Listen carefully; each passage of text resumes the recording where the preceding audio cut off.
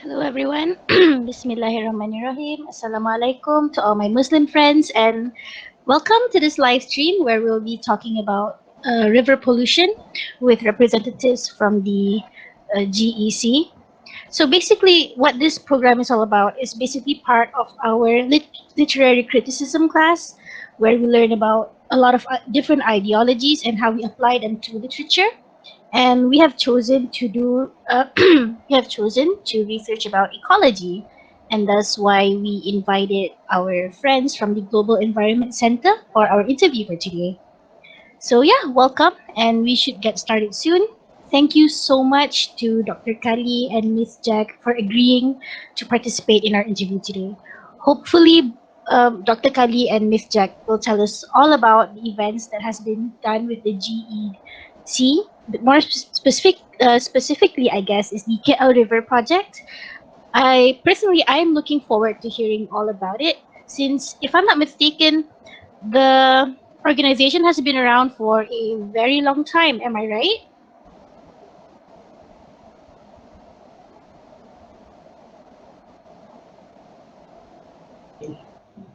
Yes, yes, more than 20 years. Yeah, that's a very long time, and I'm sure there's a lot of programs that has been done so far. But before we go on to the program, can we talk about the organization itself? Can either Dr. Kali or Ms. Jack talk us about the GEC background, its organization, and whether there are any philosophies in which GEC is run on, such as the values that the organization upholds, and maybe some of its aims for the environment in Malaysia? Okay, we are known as Global Environment Center. We were established in 1998. We are actually a non-profit organization, and we have been here for more than 23 years old. We are already 23 years, yeah, and then we have implemented more than 200 old projects in Malaysia as well as other countries, and we have four main components. So one of it is river care program. The others are peatland, forest and biodiversity, and outreach and partnership. There are four main programs that we had under GEC. You can get more information about us and our projects in our website. You can get our website www.gec.org.my. Yeah. You mentioned that the organization has been working in a lot of different countries. Do you guys work solely in Asia, or have you guys branched out to, say, America or Europe? Most of our projects are focused in Malaysia and also in Asian countries. Yeah. Maybe I just add to what they just mentioned. Obviously, on ground project is mainly on Asian country. But nevertheless, when it comes to network, we have a global level network with Europe. We work very closely with the European country because we have a huge funding from European Union on especially on peatland restoration and carbon restoration. Okay, Mhm. so physical work is mainly on Asia, but when talk about overall, we are global players, especially on peat. Mm-hmm. It is very impressive because the amount of effort that must have been put into making that network, it must have been immense. I can't imagine how much effort it might have took for you guys. Mm. Yeah, yeah. If you look into our philosophy, I think I like to share our philosophy, not our projects. Now, project will come and go, but philosophy remain. Okay. See, if you look into our philosophy or motto of Global Environment Center is building a partnership for environment, and that is important because we need to realize that none of us can be champion on our own. You need to work, okay, with other players, other stakeholders, not only the government, private sectors, NGO, but also the other stakeholder, which is equally important, is the flora and fauna. Okay, this is very important. So we need to treat the stakeholders not only the human side, which is we talk about government, private sectors, NGO, public, but also on the other side, which is flora and fauna. and also what you call non-living things. Okay, so when GC said the partnership, okay, we are talking about partnership between human component as well as between human and flora, fauna, and non-living things. I understand. What's important for us, our philosophy. Okay, it's not so much on the project. Yep, I can understand that, and it's obvious that you, doctor, are very compassionate, I guess, about the environment. I believe so. I hope you can realize that. Obviously, as what we say, like myself and even Miss Jagdish and whoever in GC, we choose to be here. We are not here by default. That's important. Okay, we choose to be here because we love the environment. So this is our career. This is not our job. That's a difference. Okay, so career where you do what you like and you are lucky enough or blessed enough that you can do your career at the same time can do living as well. You need next Mm. income coming in. So we consider ourselves very lucky people in this world, so that can do what we like at the same time it also generate income for us. Mm. And I'm pretty sure that passion is also shared with the other members of your team. Am I right? Yeah, yeah. I think that is the core value. Whoever joining us, most of the time in during the interview or when we decide, okay, when we talk to the possible candidate on the thing, we only look into the what you call career path rather than job. We don't offer job here. Okay, we are here giving a platform for anyone who want to fulfill their interests, who want to do their part for the environment, and that will be reflected even during your first interview. Mm. We are very clear on that. If you are looking for a job, it's fine, it's good. I'm not saying that's bad, but this is not the place for your part. If you are looking for job, there's so plenty of job outside there where it is good. Nothing wrong with that. I'm not saying whoever looking for job is not good. No. What we are saying that this environment work is only can be sustained if you personally into it. You should sacrifice. I always say when you choose your career path, what is the price that you are willing to pay to achieve your dream?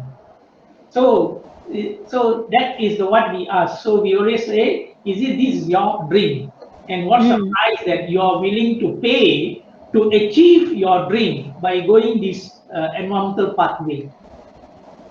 So it's not like a one-time thing. It's a passion for life for you and your team, and you encourage it for for youngsters such as myself and my classmates to take part in maybe similar programs that you have done. Maybe join your organization as interns, for example. Obviously, we do encourage. In fact, we have quite number of university students joining us as our for internship, also joining as a volunteers in our program. All these things. So we always work with the universities, not only to the lecturers but also to the student in the club and so on. And we always expose the student that although we understand sometimes you need to do it because of the cost requirement, the credit you need, definitely you need to do that, but we say that why not you look beyond that, okay, because this commitment, okay, is between you and the environment, not between you and DC, like Mm, you and God, because end of the day you are answerable to God, correct? The end of the very day, true. environment, no matter what, correct? Yeah, that's very true. That's very true. We all have our parts to play for the environment. Hmm. And how has it been working with the youth of today? Are they as passionate as some of your other team members? Are you proud of our generation, so to speak? You put me in very maybe Jagdish, you can answer first because you are relatively younger. Maybe you can share first, Jagdish.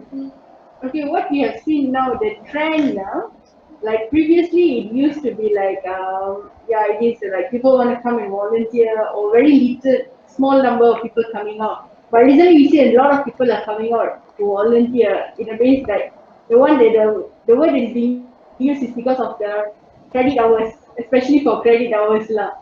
So you all are like being forced to do community events or voluntary related activities because of the credit hours. Yeah, so we see the commitment is there only to achieve that. So there's no continuity. That's what I can say, lah, Doctor. I think to add, I mean, what Jagadish have shared is absolutely right, lah. I'm not going to deny that. But nevertheless, there are small portion of students. It's not 100% into what say doing for credit union. But obviously, through our experience, there are also a few of them who really fascinate on this. In fact, some of our intern who join GC during their university time have joined GC as a career. Not one, two. I think easily I would say over the last 23 years, I would say at least 6, 7 of them have joined GC, have chosen the career path on environment as their career. So it's not 100% are that, but majority of them is always there, and I don't blame them. I don't blame them for having such a short-term thinking. But what we are saying that we need to change that mindset, because environment, okay, is something that you and I cannot depart.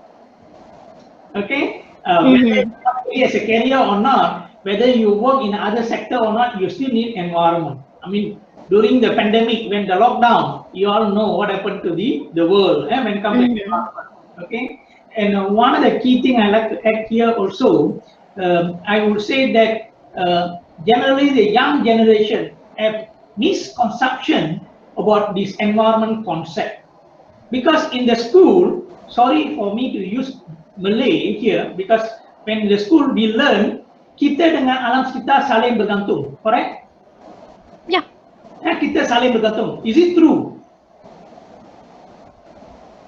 I would say that that's the notion we've grown up with. Yeah. Actually, it's not. So then you started wrongly. That's why people think both parties need each other. Actually, you see, no. Only human need flora, fauna, and non-living things. Correct? Flora can exist by themselves. Correct? Without human being, animal and plants can live happily. Correct? Yeah, that's very true. No, you don't depend on each other. Only we depend on environment. Only we depend on plants. Only we depend on animal. Only we depend on river, on the earth, and so on. So that's why the young generation don't see themselves as a part of the environment. They always distance themselves from the environment. Okay, so for me, that is one of the root cause for young generation to have this kind of mindset, because they can't see them as a part of the environment.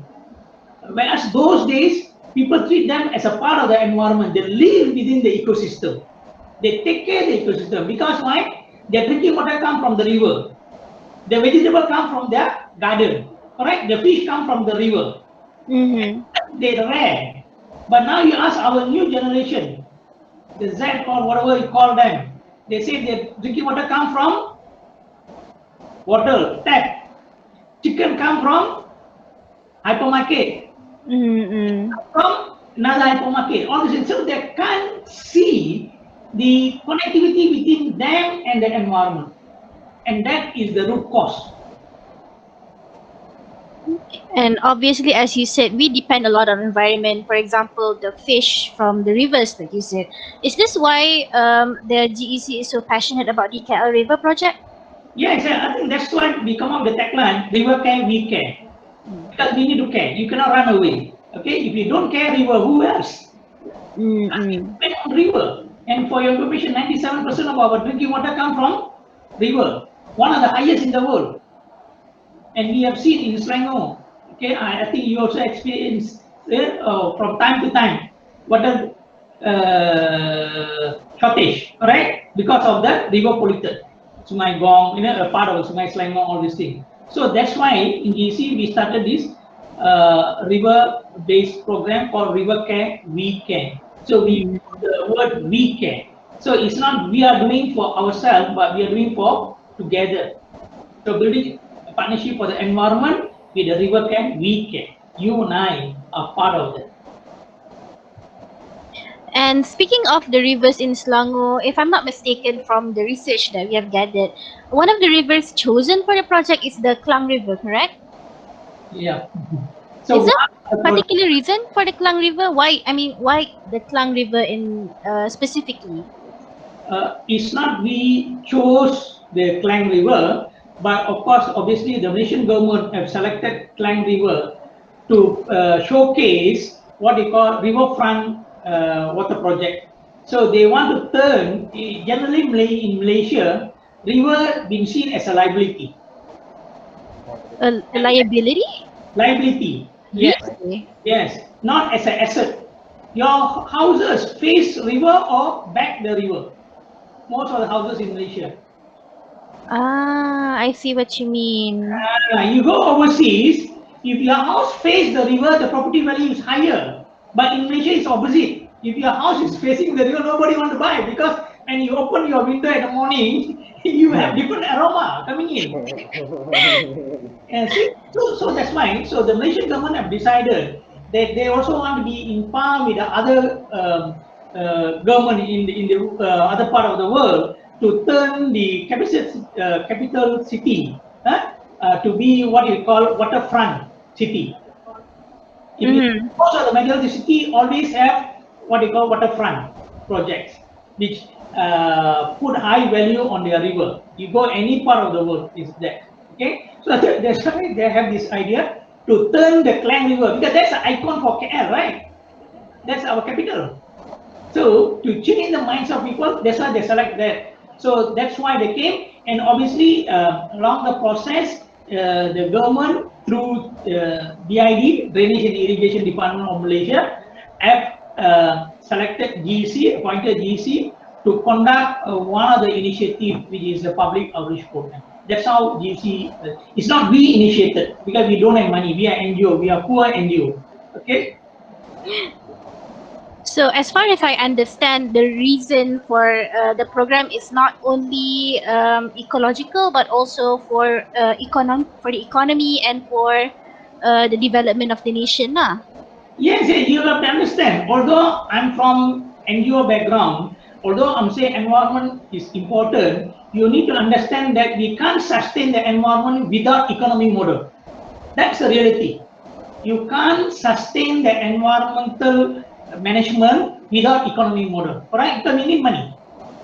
So in all our GC project, not only the River of Life public outreach program, the Ropok Klang River, but in all our other projects, we always infuse, okay, the economic model for the sustainability aspect of the river. Because otherwise, the moment project finish, the whole project will collapse because there's no money.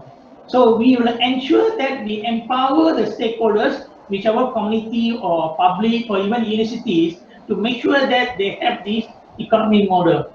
Some of the model we have is like waste to wealth. Okay, turn the waste into wealth. Mm. And few other initiatives like community garden on the food security. Okay, Nicholas, you want to add? Don't ask me, only me. It's a totally open question. If Miss Jack wants to hop in, then feel free. It's a very laid back chill session, I guess. Not to worry, doctor can cover most of it.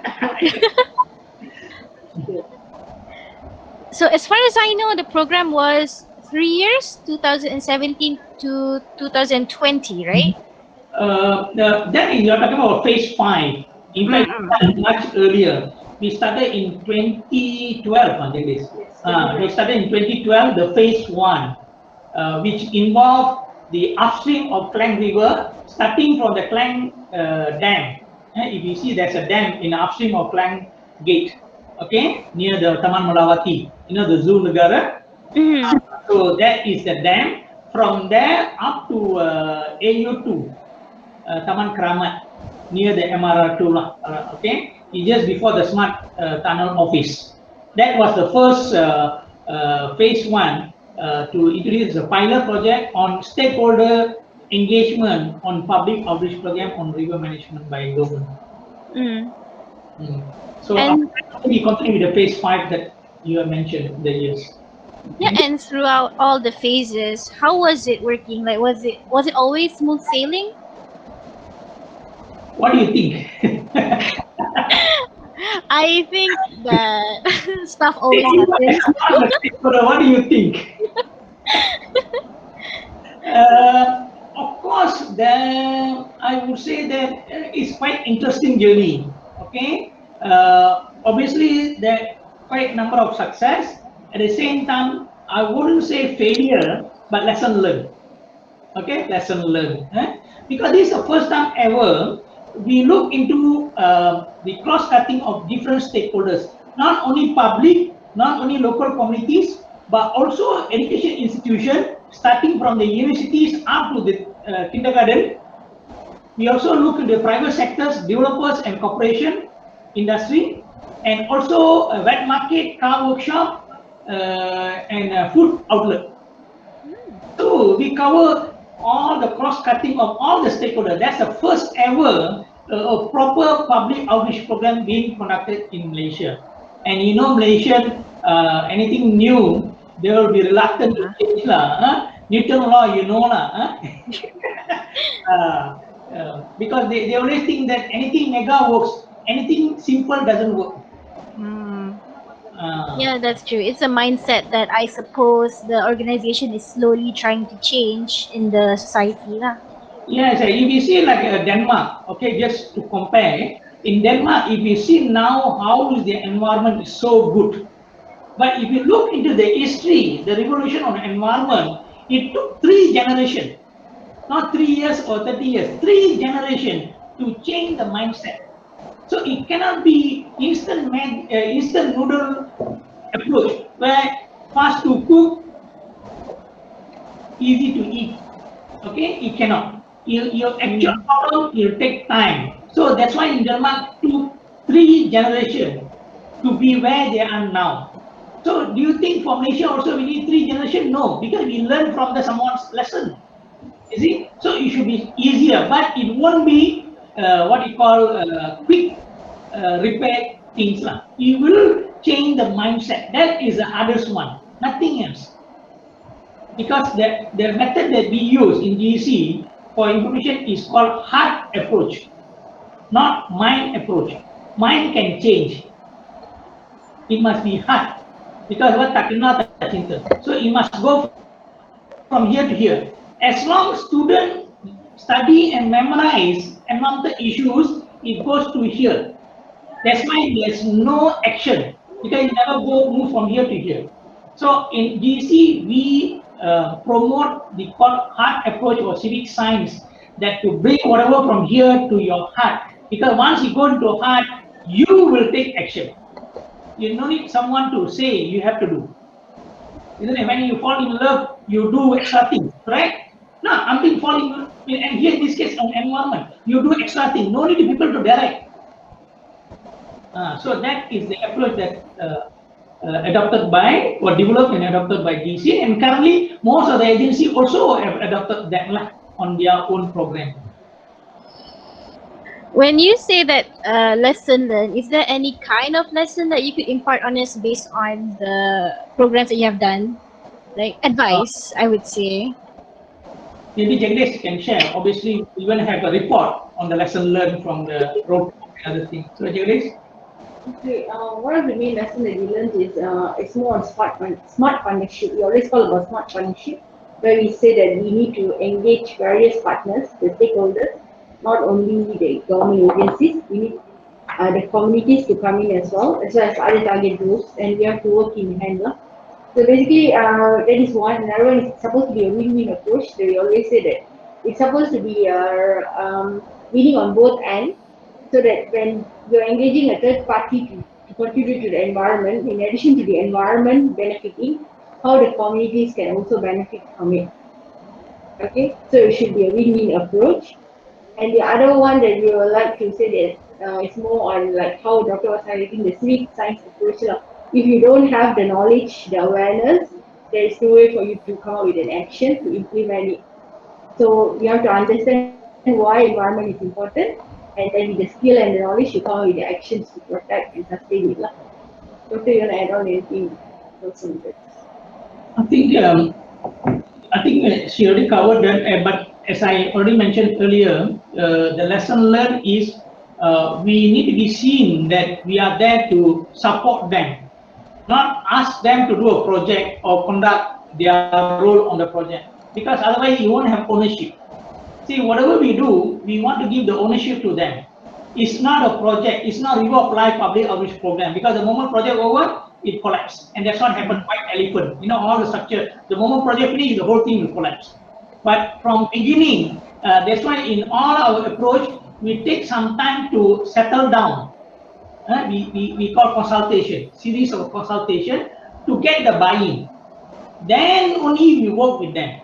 We don't simply go and infuse our belief on them, which cannot, it doesn't work. Because if I can change, tomorrow you go, they will change to what you say. Is it? So as I say that we go there to enlighten them with a genuine interest, we are there to solve their problem, not to solve the national or global project interest. They're not. Because majority of them, especially the B40 group, okay, for them putting what they call dinner on the dining table is the key thing for them.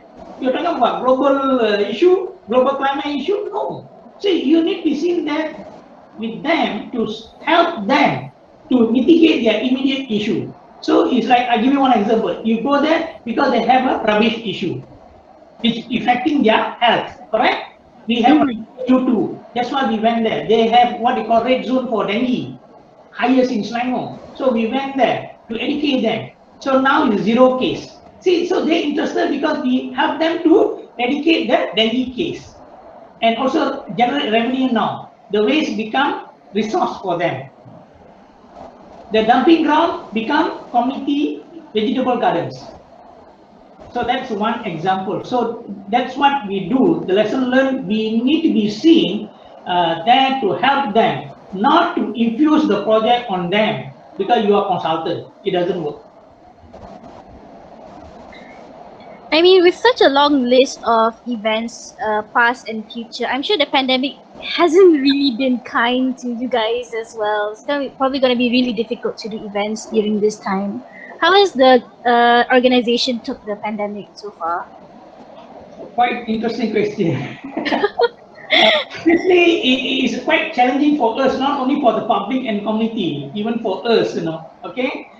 Because previously, everything we go to on ground and talk to them face to face. But now, when you work with the B40 group, or I wouldn't use the word problematic community, but where got environmental problem, most of the time they are not upper hand society, okay? Where computer usage is very, very minimum. If you're talking about Zoom, even WhatsApp, at one point they do not get used to that. Okay, so this pandemic have given a good opportunity. I would say, although it's a very bad, on the other hand, it given an opportunity or platform for us to practice new way of communication, social media. So previously, all our training, all our consultation have done face to face training. All we take them to river, but from March last year, okay, I would say March last year, most of the thing is all through WhatsApp, and most of the training is conducted through Zoom and video conference and also video playing. So it's also a good opportunity for us to learn, and obviously we are still learning. Obviously, I would say that I like to congratulate also the communities who currently been adapted to the approach and become champion, because this provides another opportunity for them to share direct to the agencies. Previously, they have to go through, they will take photo, write a letter and things, which take time. So now with the WhatsApp and Facebook, all these things, immediate communication with the agencies. So immediate action. So community can monitor themselves. So that is the, we call how we turn problem into opportunity. So, with those changes, I suppose, in mind, what are the future plans of the organization, would you say? I think what's our future plan? Obviously, we have quite a number of that. For earlier, what we are talking about only the river aspect, but obviously, as what Jagadish has mentioned, we also have a global player for peatland, peat fire prevention, forest, biod, and so on. Obviously, when come to the river, we have through three major expected outcome. We expecting number one, we want all Malaysian to be a river ranger, a person who care for river. They need to know their river address because that's their identity. So currently people don't care because they don't know their river address. So that is our first thing. We want everyone know their river address. Then only people will care for river. That's the first thing. Under the river address, there are three components. You need to know your river name until the sea, so that you know whatever you do at your backyard, in the ocean. Because from your house, what's interlinked is the drain until the river and final sea. Okay, and then second, where's your drinking water come from, and where is your salish water ends up. Okay, your sewage water ends up. Okay, that's number one. Number two, we want to have this all community become friends of rivers, to be eyes and ears, spokesperson or frontliner for river, to act on behalf of the agencies. Okay, that's the one. Like what happened in Selangor, we have friends of Klang River Basin, we have friends of Sungai Penchala, we have friends of Sungai Tinta, we have so many friends. So that is our intention. We want to have that. And finally, we want also community-based river care center to establish throughout the whole country. I think currently government also looking into that. So these are the three immediate what we want to achieve for the river. Okay. And yeah, hopefully in the future we can conduct all of our activities normally. And I'm sure when I'm being optimistic here, when the pandemic ends, I'm sure we would see a lot more um, uh, programs from the organization. Yeah, definitely. In fact, currently also we are doing quite a number of that. It's just online. Obviously, it won't be same as you do physical one. Obviously, that is why we are with GC. That is what we just waiting. Obviously, current scenario is getting worse. So hopefully within a year or what, hopefully things will back and we will be on ground together with the people to champion on the river camp. Mm. Thank you, Dr. Kali. And I know that you're a bit pressed for time. So before we wrap up the interview, are there any last words that you want to say to the people watching the stream right now? I would say that first thing is love your river. Okay, as I said that we depend on river, we depend on flora and fauna. Okay, that's number one. And be genuine in what you do. I always quote that is, you know what really matter? What you and I do when no one is watching us, not what you're doing when people watching you. Obviously, everyone will do good thing when people watching, but behind the scene is really matters. Okay, so that's number two. Always cross check what you are doing when no one is watching you. So that will reflect your real identity, your reflect your image. And the third one is to care for the river. You not necessarily must go to the river. I would say that please love your drain. Ensure nothing ends up in the drain, because drain is the nucleus for the river. If all drain is clean, river as a living entity, God creation, can look after herself. So because river is a living entity. So as long everyone can look into a drain, because that is a built environment. Drain built by human being. River not. It's created by God. So river can look after herself. So your role very simple. You don't need to go into river and do once a year, but 363 days you pollute your drain. Don't do that. Ensure your drain clean, and that's the best thing you can do. That's the biggest thing you can do for river care. So you can do within your means. Okay. So river can, we can. And it's really something that all of us can do. So thank you, Dr. Kali, and thank you, Miss Jack, for joining us today. And to all of my peers watching, thank you for joining us as well. I hope this has been an entertaining talk to all of you. Uh, and yeah, thank you so much, everyone. Thank you. And where can we find more information about you guys? Any websites that my friends can log on? Please. Okay, you can check into our website www.gc.org.my. If you're related to river, go to www.riverranger.org.my as well. Okay? In fact, there's so many other website for project based. For river road pop, we have website, we have water project website, all in our website. You go to the main GEC website, you can find the sub website, all this in there. Okay, so good luck, all the best for your assignment, your undertaking. Okay, Thank you, Doctor. okay, sure. Okay, Right, yeah? thank you. Okay, bye. Goodbye. Thank you, everyone, for joining us. I hope you had a good time. It's really been a pleasure for us to conduct this interview for you guys. And yeah, see you guys later.